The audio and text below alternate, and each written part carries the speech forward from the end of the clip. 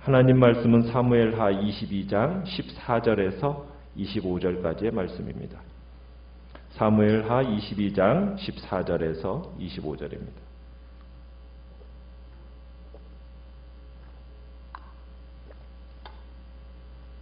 사무엘하 22장 14절에서 25절까지입니다. 14절입니다. 여호와께서 하늘에서 우레소리를 내시며 지존하신 자가 음성을 내시며 이럴 때 여호와의 꾸지람과 콧김으로 말미암아 물밑이 드러나고 세상의 기초가 나타났도다.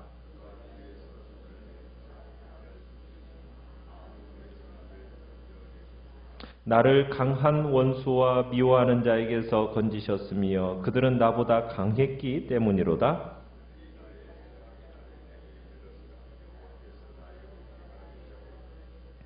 나를 또 넓은 곳으로 인도하시고 나를 기뻐하심으로 구원하셨도다.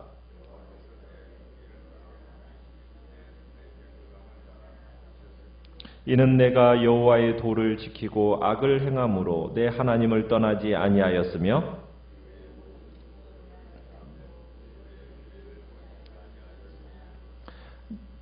내가 또 그의 앞에 완전하여 스스로 지켜 죄악을 피하였나니 그러므로 여호와께서 내 의대로 그의 눈 앞에서 내 깨끗한 대로 내게 갚으셨도다. 아멘. 오늘 말씀의 제목은 다윗의 의와 깨끗함이라는 제목으로 말씀을 나눕니다. 다윗이 환난 중에 여호와께 간구했습니다. 온 힘을 다해서 부르짖으며 기도를 했죠. 그랬더니 여호와 하나님께서 다윗의 간구를 들어주셨습니다. 성도의 부르짖는 기도는 강력한 응답을 가지고 옵니다. 하나님은 자기 백성들의 그 부르짖음 속에 주님은 그들을 향하여 달려오시게 되어 있습니다. 하나님은 성전에서 들으시고 응답을 하시는데 어떻게 달려오시고 계십니까? 하늘을 가르시고 그룹을 타시고 바람 날개로 날아서 강림하신다. 어제 이제 우리가 보았던 내용입니다. 자, 그러면서 12절 13절에 가보시면은 하나님은 뭘 동반하시느냐? 천둥 번개와 우박을 동반하십니다. 그리고 14절에 보면 우레 소리로 자기 음성을 내십니다. 15절에서는 번개를 화살로 사용을 하십니다. 그리고 16절에서는 바람을 무기로 삼으십니다. 그래서 원수인 그 사망의 바다를 말려버리시고 그의 기초를 드러내십니다. 그러니까 온 자연이 하나님의 지배 아래에 있는 겁니다. 이런 분이 자연에 큰 영향을 받고 살아가는 인간을 심판하러 오셨으니 그 심판의 대상이 되는 인간으로서는 큰일인 거죠. 그런데 여호와 하나님이 누구를 위해서 누구와 싸우러 오신 겁니까? 자신의 종 다윗을 위해서 다윗의 원수들과 싸우러 오셨습니다.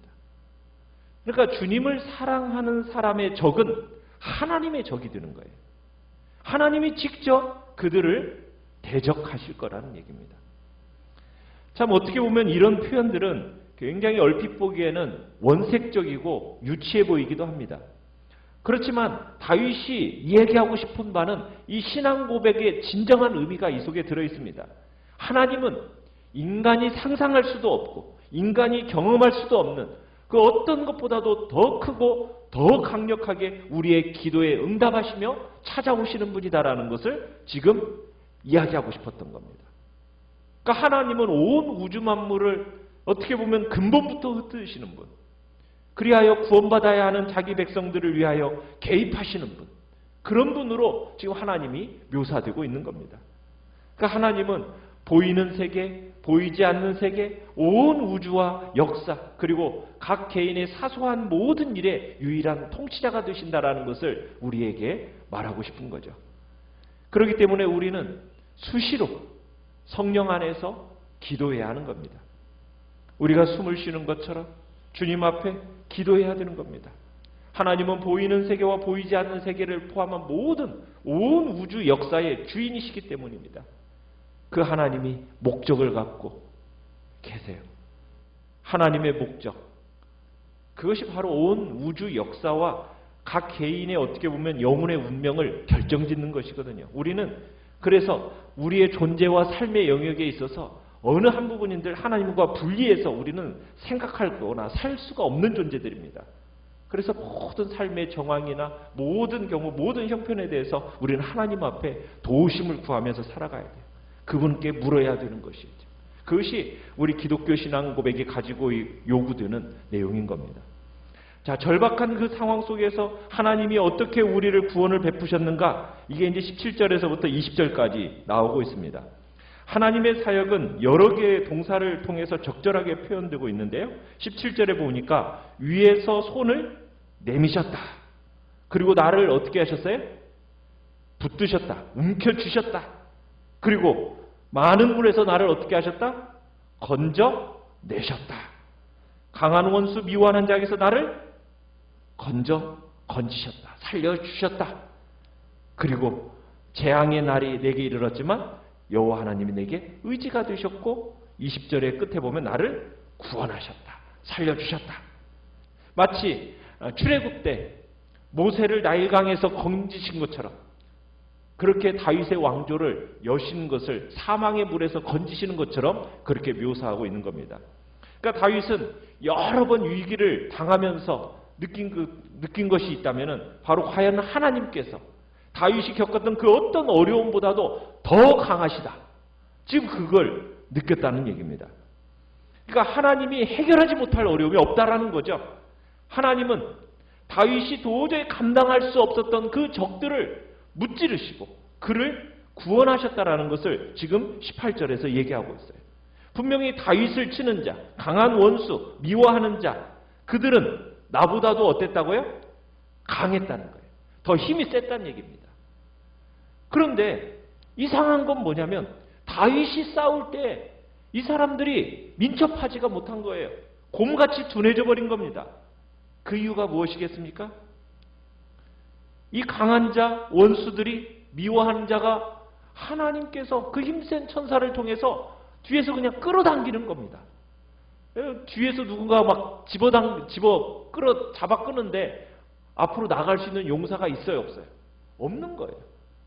하나님께서 막 위에서 내리누리시는데 재빠르게 움직일 수가 없는 겁니다. 그러니까 다윗을 해치지를 못하는 거예요. 골리앗만 해도 그랬어요. 그렇지 않습니까? 골리앗의 행동이요, 뭐 키가 크고 몸집이 커서 둔한 자가 아닙니다. 뭐라고 표현하냐면 어려서부터 용사였다고 해요. 그만큼 재빠른 자였다는 얘기입니다. 그런데 이상하게도 다윗과 싸울 때는 어땠어요? 다윗과 싸울 때는 이전의 골리앗이 아니었던 거예요. 그의 몸이 둔해진 겁니다. 왜 둔할 수밖에 없었습니까? 이유가 뭐였겠어요? 하나님께서 그 뒤에서 골리앗을 잡아당기시는 겁니다. 위에서 내리 누르시는 겁니다. 그러니까는 곰같이 둔해지는 거예요. 그렇게 재빨랐던 골리앗도 다윗의 그냥 물맷돌 하나에 맞아서 그대로 쓰러질 수밖에 없었다는 얘기입니다. 19절에 가보면은 다윗의 그 재앙의 날에 하나님이 나의 뭐가 되셨더라? 의지가 되셨다. 의지가 되셨다. 재앙의 날에 당황하고 있을 때 그를 치려가는 그의 원수들이 닥쳤지만 여호와 하나님이 나의 뭐가 되셨다고요? 의지가 되셨다. 의지. 재앙의 날에 의지가 된다라는 것은 보험 개념이에요. 보험. 사람들이 무엇 때문에 보험에 가입을 합니까? 사고가 났을 때 도움을 받기 위해서잖아요. 지금 다윗은 하나님의 그 보험에 가입을 했어요. 그랬더니 적들이 쳐들어왔을 때 충분한 도움과 보상을 받게 되었다는 얘기입니다. 하나님의 구원은 거기서 그치지 않습니다. 20절에 가보시면은 하나님께서 인도자가 되심으로써 재앙이 그에게 더 좋은 길로 인도하더라는 거예요. 다윗을 어디로 인도하셨다고요? 넓은 곳으로 인도하셨다. 이렇게 얘기하고 있어요. 넓은 곳이란 건 어떤 곳이냐면 운신이 폭의 넓은 곳, 더 이상 적의 공격이나 살해의 위험이 없는 땅, 그런 곳을 의미하거든요. 넓은 곳은 평화와 안전을 의미하는 겁니다. 그런데 원수들이 나를 미워해가지고 지금 생활의 근거지도 빼앗아 버리고 다 파괴시켜 버렸어요. 그래서 어쩔 수 없이 다른 곳으로 옮기게 되었거든요. 그런데 알고 보니까 사실 옛날 그곳은 너무나 협소했던 거고 더 이상 있을 수 없었더라는 얘기예요. 그러니까 하나님께서 원수들을 사용하셔서 미련에서 더 깨닫지 못하는 우리를 억지로라도 더 좋은 곳으로 인도하시더라는 거예요. 그게 하나님이시더라는 거예요. 그러니까 우리가 과거의 손해에 대해서 너무 애석할 필요도 없고 후회할 필요도 없다라는 거예요. 왜요?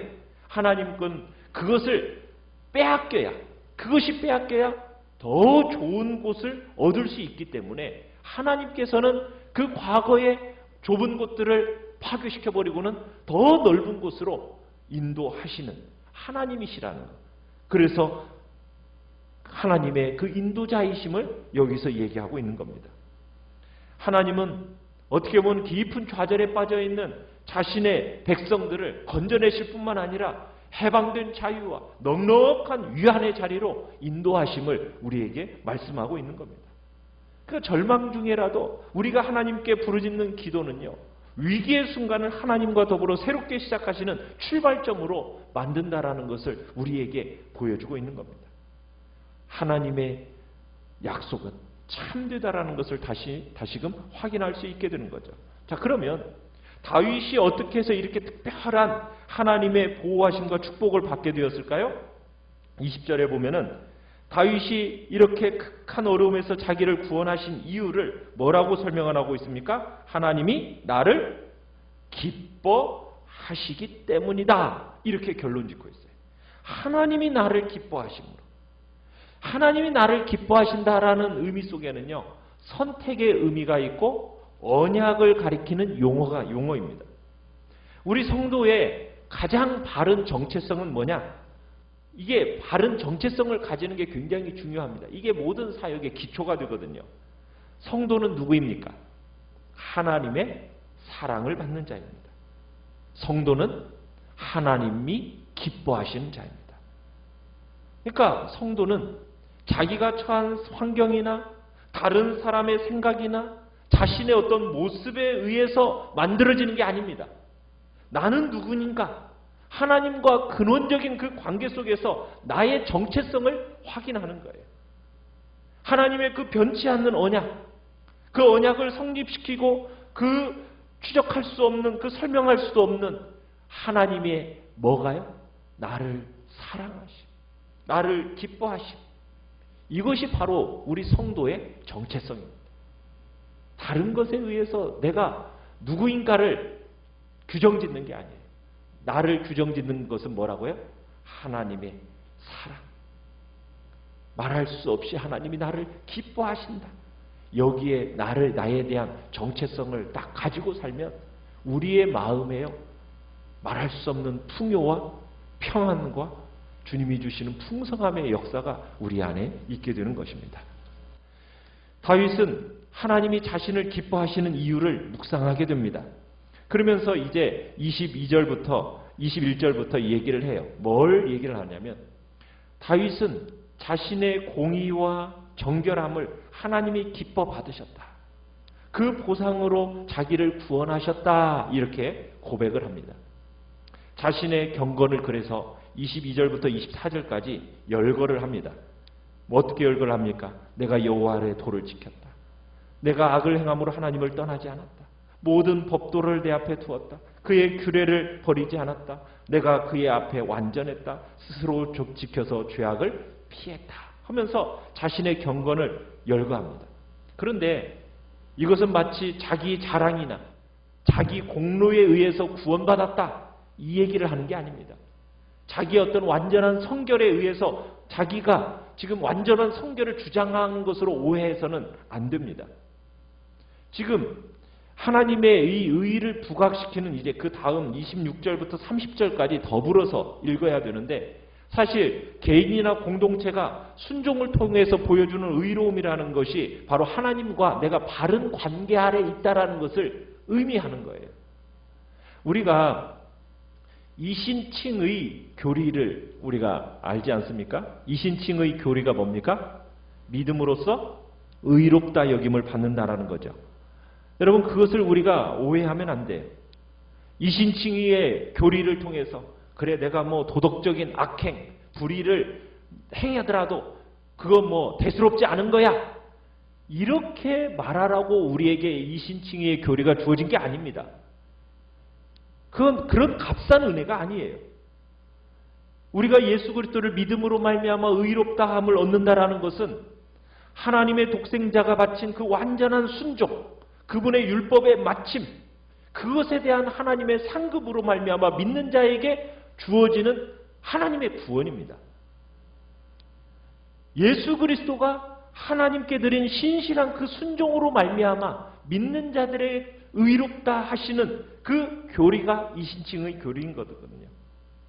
그리스도의 그 의에 대한 하나님의 보상으로서 그리스도 안에서 확보된 그 하나님의 사죄의 선물을 믿는 자에게 주신다는, 구원을 주신다는 교리가 이신칭의 교리입니다. 그러니까 예수 그리스도의 순종에 대한 선물로 구원이라는 것이 우리 믿는 자들에게 주어졌다는 얘기죠. 그러니까 우리의 공과 우리의 의를 따라서 살지 못하더라도 예수 그리스도의 그 의로 말미암아 우리가 의롭다 여김 받는 겁니다. 그리고 우리는 이제 어떻게 살겠다라는 결단이 일어납니까? 믿음으로 말미암아 우리의 의지가 전환되는 거예요. 변화되는 거예요. 어떻게? 전에는 죄의 노예로 살았던 우리가 이제는 무엇을 따라 살겠다라는 의지의 변환이 일어납니까? 의를 따라 살겠다.